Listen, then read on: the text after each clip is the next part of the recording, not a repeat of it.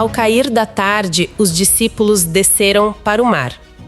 E entrando num barco, passaram para o outro lado, rumo a Cafarnaum. Já estava escuro e Jesus ainda não tinha ido até onde eles estavam. Palavras do Evangelho de João, no capítulo 6, versículos 16 e 17. Certo, vamos desvendar isso porque o contraste de cenários aqui é muito, muito gritante. Chega a dar um choque térmico literário. Exatamente. Para quem acompanha a linha do tempo desse relato, a mudança é absurda. Tipo, há pouquíssimas horas, esses mesmos homens estavam pisando em grama verde, sob a luz do sol, sabe? Distribuindo comida para uma multidão enorme. Sim, eles tinham acabado de ser os coadjuvantes de um dos maiores milagres do ministério de Cristo.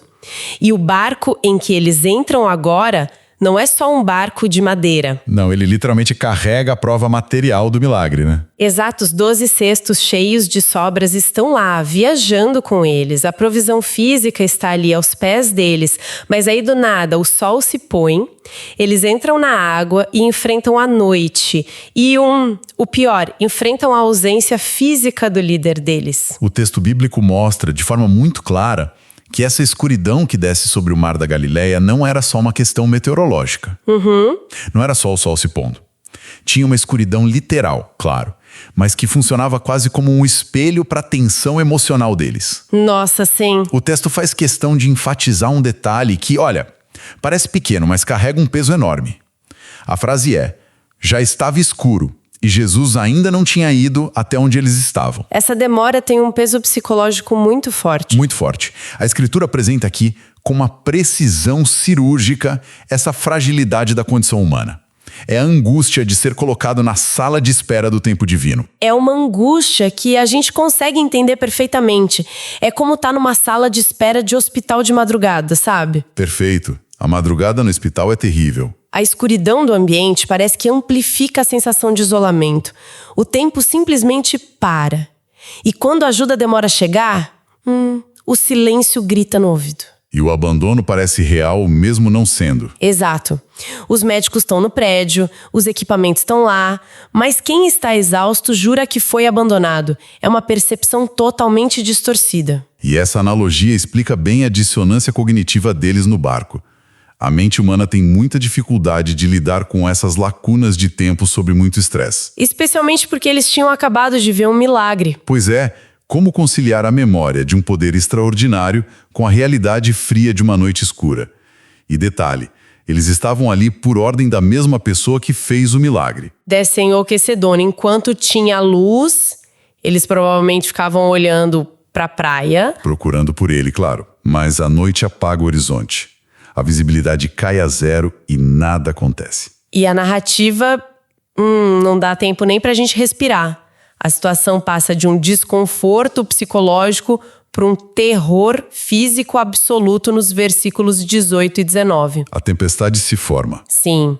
A Bíblia diz que o mar começou a ficar violentamente agitado por causa de um vento forte. E tem um detalhe geográfico aí. A narrativa especifica que eles já tinham navegado tipo uns 5 ou 6 quilômetros. E para entender a gravidade disso, a gente precisa olhar para a geografia da região. O Mar da Galileia, que na verdade é um lago imenso de água doce, fica a mais de 200 metros abaixo do nível do mar Mediterrâneo.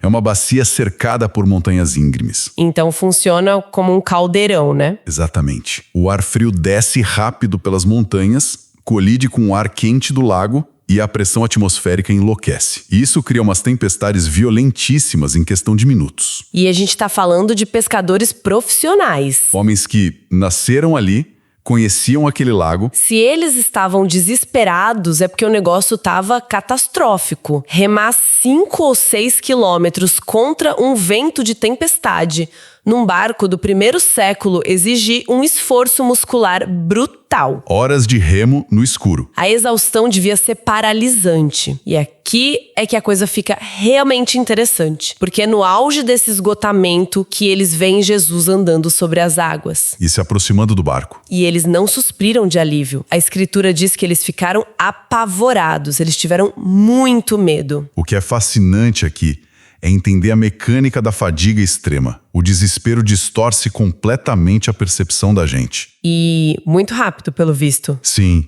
O texto bíblico mostra que a figura de Jesus surge exatamente no clímax da crise.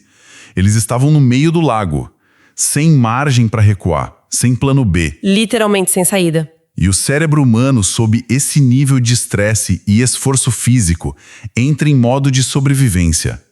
O córtex pré-frontal, que pensa de forma lógica, perde espaço para a amígdala, que processa o medo.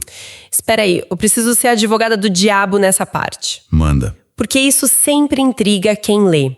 A gente está falando de homens que, horas antes, viram comida ser multiplicada, os cestos de sobras estão ali, batendo nos joelhos deles no barco. Estão literalmente pisando no milagre. Como é que a amnésia espiritual bate tão forte? A lógica não seria olhar para a figura na água e pensar: se ele faz pão do nada, andar na água é fácil, estamos salvos. Por que a solução vira uma ameaça? Porque essa lógica que você narrou exige energia cognitiva. E energia era algo que eles não tinham mais. O cérebro exausto tenta economizar buscando os padrões mais simples. Entendi. Para um marinheiro do primeiro século, no escuro, lutando pela vida, ver uma silhueta desafiando as leis da física não se encaixa no padrão de socorro divino. Se encaixa no padrão de fantasma, alucinação ou até um presságio de morte iminente. É mais fácil para um cérebro em pânico achar que é um espírito anunciando o fim do que processar um milagre inédito de domínio sobre a gravidade. Nossa, isso faz muito sentido. A crise distorce tanto a visão que a anomalia miraculosa parece o golpe final. É a ameaça derradeira na cabeça deles. E isso explica tanto o comportamento humano. A gente vive confundindo a intervenção divina, que quebra nossos paradigmas, com uma ameaça à nossa segurança. É o medo de perder o controle. Exato. No escuro do desespero, a gente pede socorro.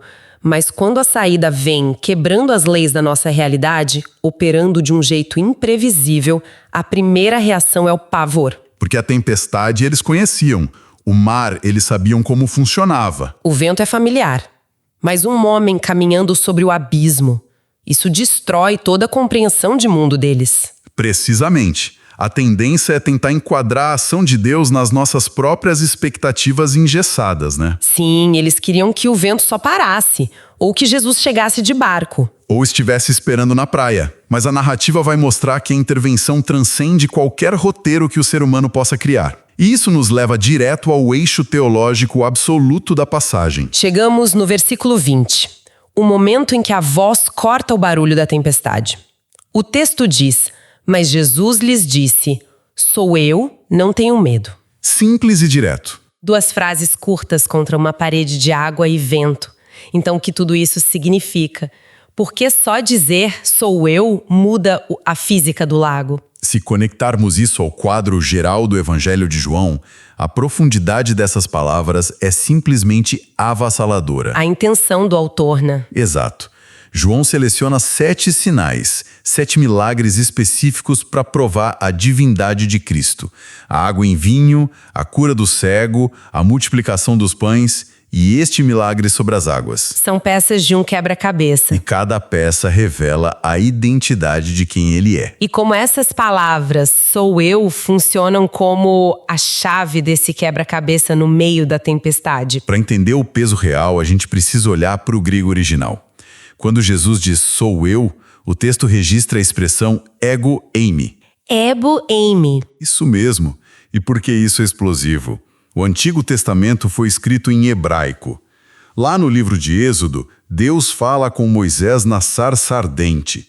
Moisés pergunta o nome de Deus. E a resposta é o eu sou. O sagrado tetragrama, o YHWH. Eu sou o que sou.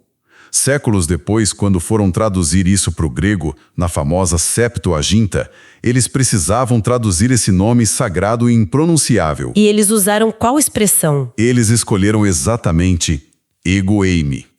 Eu sou. Caramba, ou seja, ele não tá lá no mar gritando tipo, ei gente, sou eu, Jesus carpinteiro, fiquem calmos. O peso é infinito. Absolutamente. João constrói toda a identidade de Cristo nisso. Eu sou o pão da vida, eu sou a luz do mundo.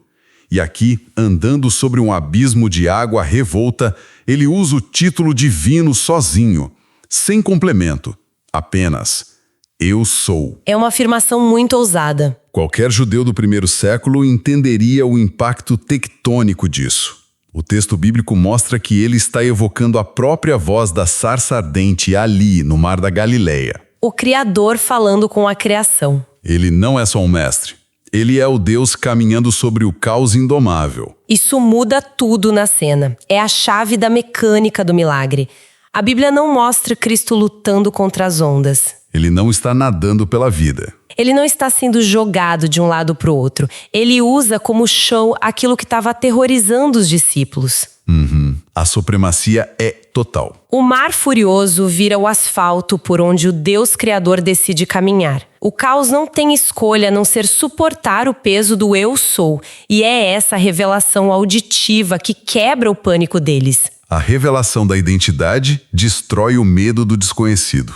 Quando o fantasma é reconhecido como soberano, a cognição volta para o lugar. A anomalia vira o resgate. E só depois desse reconhecimento profundo é que a narrativa avança para a resolução do problema.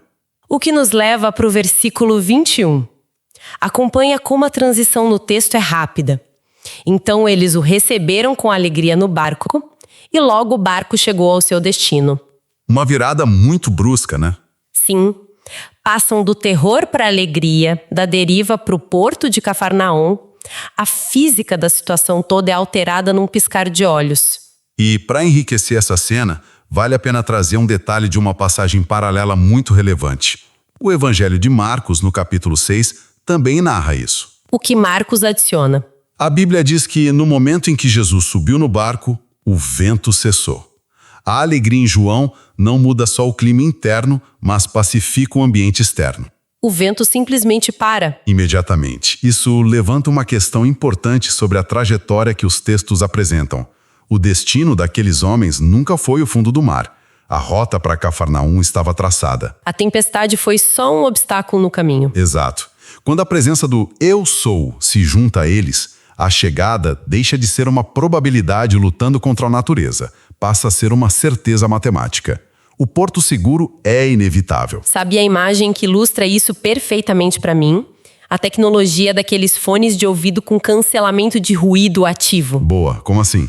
Imagina alguém com esse fone no meio de um lugar super barulhento, tipo a turbina de um avião ou uma tempestade mesmo. Quando a tecnologia é ativada, o caos lá fora não some magicamente do universo. O motor continua roncando, o vento continua soprando. Mas a percepção muda. Exato. O fone emite uma frequência contrária que anula o barulho para a pessoa. O ambiente interno muda na hora, porque tem uma frequência superior agindo. Que interessante. A chegada de Cristo no barco é exatamente isso. O sou eu anula o caos. No milissegundo em que ele entra, a frequência do medo perde o poder e a viagem ganha o impulso final. É a anulação do poder do ambiente sobre a mente. O cancelamento do ruído do pavor, né? Perfeito.